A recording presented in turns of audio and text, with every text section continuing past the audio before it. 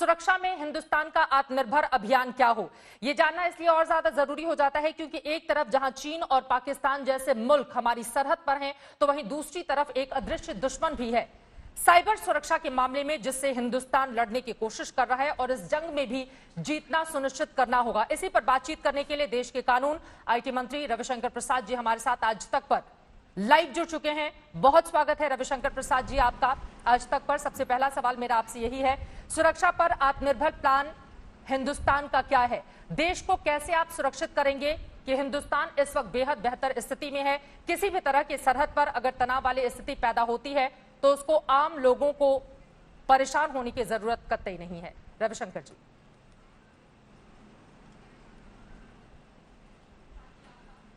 देखिए, जहां तक आपने चीन के बारे में विस्तार से चर्चा की और आपकी चर्चा दिन भर से चल रही है, तो भारत की ओर से कूटनीतिक स्तर पर, भारत की ओर से सैन्य स्तर पर जो भी उचित रिस्पांस देना है, उचित उत्तर देना है, वो काम हो रहा है।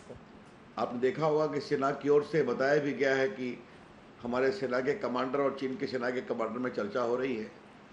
भारत शांति में विश्वास करता है, शांति के माध्यम से, सद्भाव के माध्यम से मामले को सुलझाना चाहिए। इतना मैं अवश्य कहूँगा, जो आपने कहा है कि ये 2020 का भारत है, 1962 का भारत नहीं है।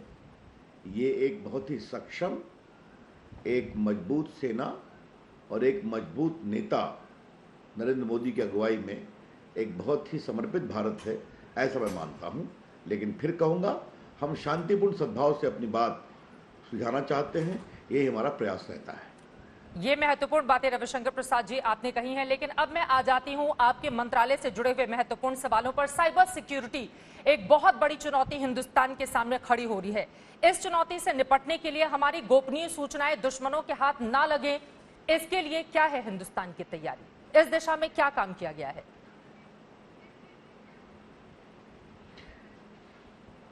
देखिए, मैं इतना ही कह सकता हूं, ये सब चर्चा आपके साथ टीवी पर नहीं होती और होनी भी नहीं चाहिए।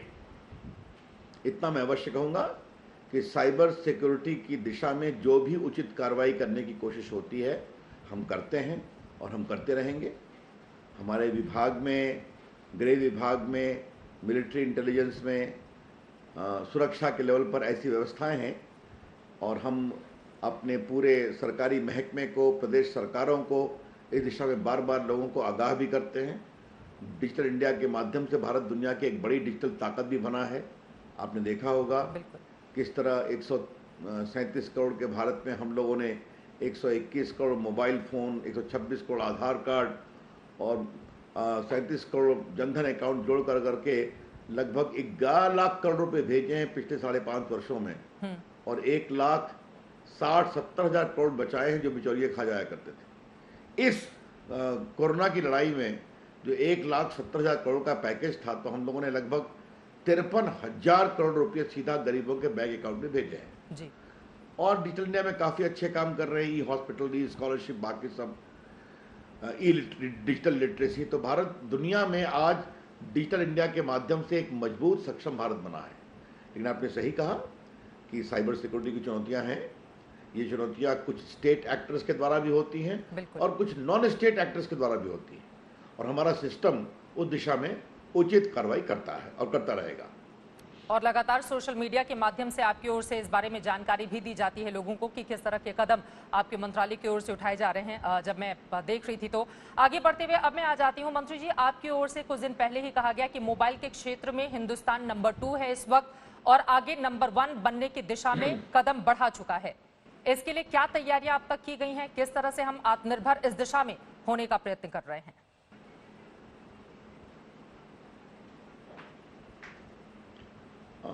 आपने बहुत ही अच्छा सवाल किया। थोड़ा इसका बैकग्राउंड देना जरूरी है।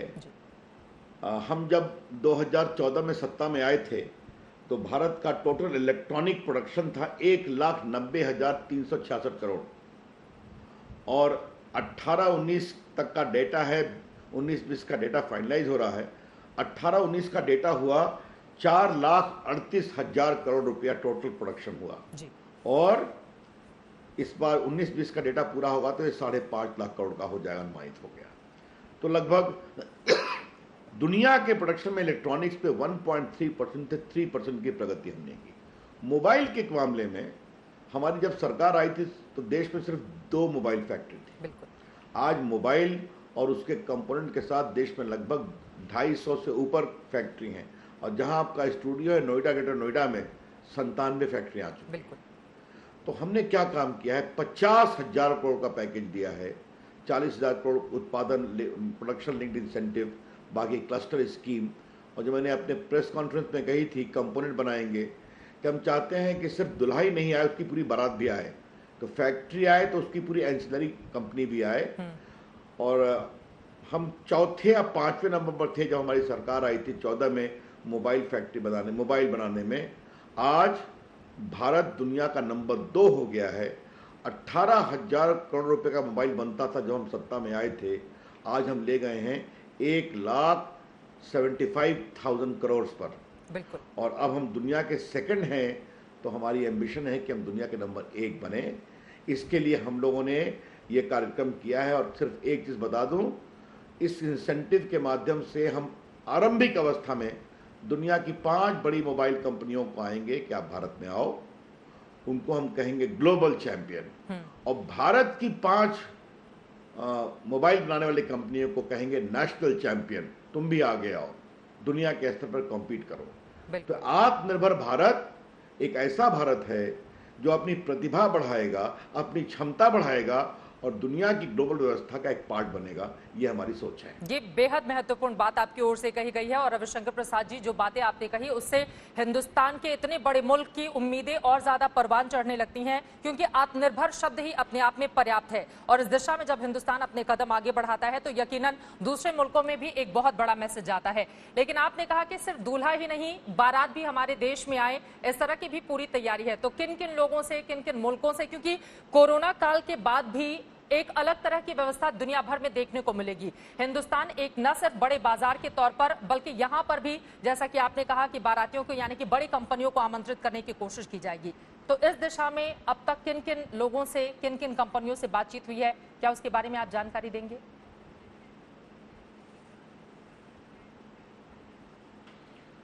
पहले बात, एक बात आप जान लीजिए कि कोरोना के बाद की दुनिया कोरोना के पहले की दुनिया नहीं रहने वाली। बिल्कुल। दुनिया में बहुत कुछ बदलेगा, सोच में, व्यापार के तरीके में, उद्योग के तरीके में, मीडिया के भी सोच में, राजनीति में, लोकनीति में, जलवायु में, आपके क्लाइमेट चेंज में, तो इस सब में दुनिया बदलने वाली है।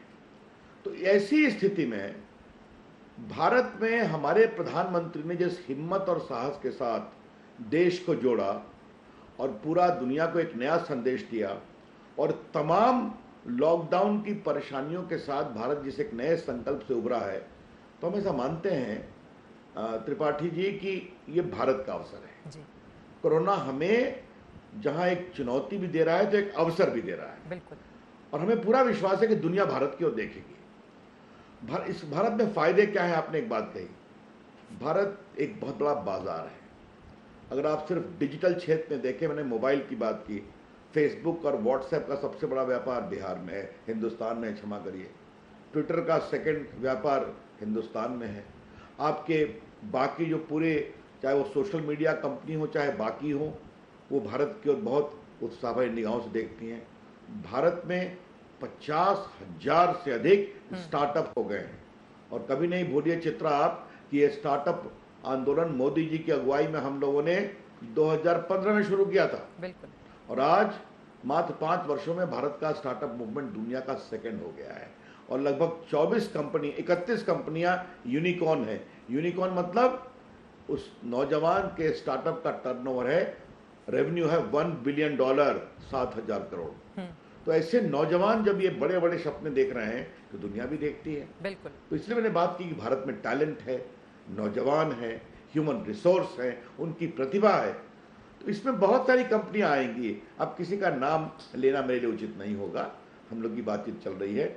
मैं इतना ही कह सकता हूं, जो मैंने प्रेस करके इसको अनाउंस किया तो मेरे प्रेस को न्यूयॉर्क टाइम्स ने भी छापा, वॉल स्ट्रीट जर्नल ने भी छापा, दुनिया के बाकी टेलीविजन चैनल ने मुझसे बातचीत जी। की। पूरी दुनिया में एक उत्साह है और ये उत्साह हमारे काम के कारण है, नरेंद्र मोदी की अगुवाई के कारण है और भारत में असीम संभावनाओं के कारण भी है। ये मैं आपसे कहना चाहता हूं। और इसी वजह से आप थिंक इलेक्ट्रॉनिक, थिंक इंडिया की भी बात करते हैं, बाकायदा हैशटैग देते हुए।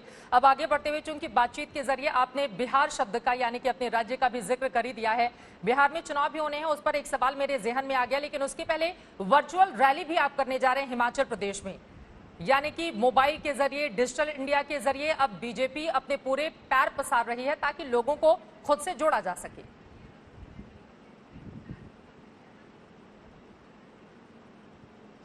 देखिए, आपको मैं एक बात बताऊंगा, यही तो है डिजिटल इंडिया। अब आपको मैं एक बात बता दूं, चित्रा, मुझे आप कृपया करके अनुमति दीजिए कि लॉकडाउन में रेल बंद थी, हवाई जहाज बंद था, सड़क बंद थी, लेकिन मेरे सारे विभाग काम कर रहे थे।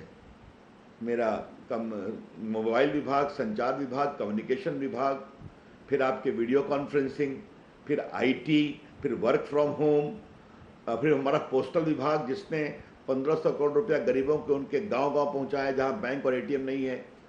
तो आज डिजिटल माध्यम से हम चर्चा करते हैं। मुझे पटना अपने क्षेत्र में जाना था, बरसात आ रही, मुझे नालों की सफाई की समीक्षा करना था। फिर अपेक्षा हुई कि अभी मंत्री दिल्ली में ही रहें क्योंकि कोरोना की लड़ाई को भी देखना है, मीटिंगें होती हैं। तो मैंने वर्चुअल तरीके से, सारे पदाधिकारी बैठे हुए थे और हमारे विधायक बैठे हुए थे और हमने बाकायदे इसकी समीक्षा की, सब कुछ देखा क्या हो रहा है। ये जो दुनिया बन रही है जिसमें digital education, work from home, ये एक नई दुनिया है जी। और मुझे इस बात को बड़ा आश्चर्य होता है कि अभी कुछ दिनों पहले अधिवक्ता परिषद के माध्यम से उन्होंने देश के वकीलों को संबोधित किया था। मैंने कहा कितने लोगों ने मेरा भाषण सुना? आपको जानकर आश्चर्य होगा चित्रा, 22,000 लोग मेरा भाषण सुन रहे थे। तो ये दुनिया एक अजीब दुनिया बन रही है जो हमें समझना चाहिए। मैंने अपने C.DOT है हमारा संचार विभाग में एक संस्था, हमने कहा कि मैं तुमको 1 महीना समय देता हूं, एक अच्छा भारत का वीडियो कॉन्फ्रेंसिंग फैसिलिटी बनाओ। और मुझे विश्वास है उन्होंने बना दिया और मैंने देश के सारे चीफ पोस्ट मास्टर जनरल से 40 स्थान पर उससे बात किया। हमने कहा कि और नौजवानों इसमें आगे आओ, तो हम 2000 लोगों ने अप्लाई किया। हमने 12 टॉप को सिलेक्ट किया है। हम वीडियो कॉन्फ्रेंसिंग में भारत के नए नए मेक इन इंडिया प्रोडक्ट ले आएंगे। तो जब ये भारत की क्षमता बन रही है तो हम पॉलिटिकल रैली वर्चुअल क्यों नहीं करें? कल माननीय गृह मंत्री अमित शाह जी बिहार में वर्चुअल रैली कर रहे हैं, हम लोग भी रहेंगे। हमारी कोशिश है कि लगभग 1 लाख उनका भाषण सुने।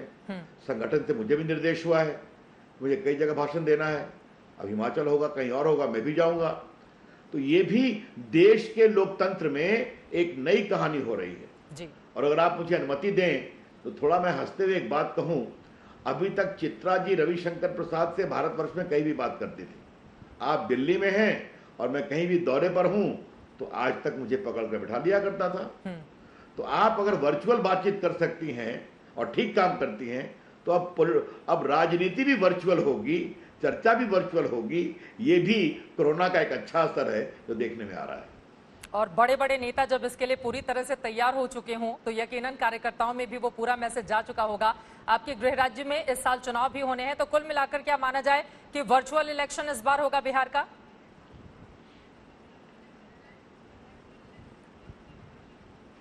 देखिए, बिहार का इलेक्शन कैसा होगा ये तो तय करेंगे चुनाव आयोग, वो तो उनका निर्णय है। लेकिन मैं आपको कल का अनुभव बताऊं, कल मैंने अपने चुनाव क्षेत्र पटना साहिब लोकसभा क्षेत्र के एक पटना साहिब विधानसभा है, पटना सिटी, जहां गुरुद्वारा है, आपने तो बाढ़ में पटना को कवर किया था जी। तो उसमें हमारे लगभग 1500 कार्यकर्ता मुझसे चर्चा कर रहे थे। और चित्रा मैं आपको बताऊं, ये मेरे लिए भी सुखद अनुभव है कि शहर सिखाए कोतवाल, तो हमारे साधारण कार्यकर्ता भी अब वर्चुअल बातचीत में कितने दक्ष हो गए हैं।